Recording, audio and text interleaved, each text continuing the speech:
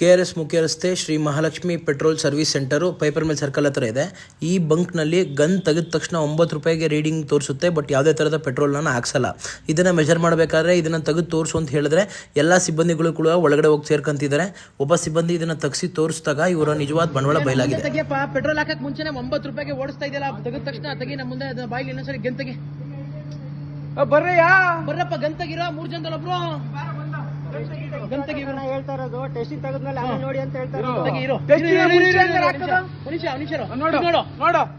Petrol ಹಾಕಿಲ್ಲ, petrol ಹಾಕಿಲ್ಲ, start ಆಗಿಲ್ಲ, 8 ರೂಪಾಯಿ ಗೊತ್ತೈತೆ.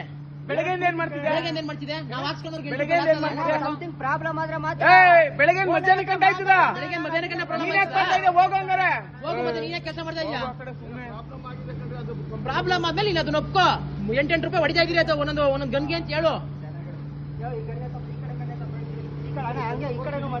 ಈ ಮಿಷಿನ್ ಅಲ್ಲಿ ನಮ್ಗೆ ಆಗ್ತಾ ಪೆಟ್ರೋಲ್, ನೀನು ಮತ್ತೆ ಯಾಕೆ ಆಗ್ತೇ? ಬ್ಲಾಕ್ ಮಾಡ್ಬೇಕಾಗಿತ್ತು ಈ ಮಿಷಿನ್ ನೀನು.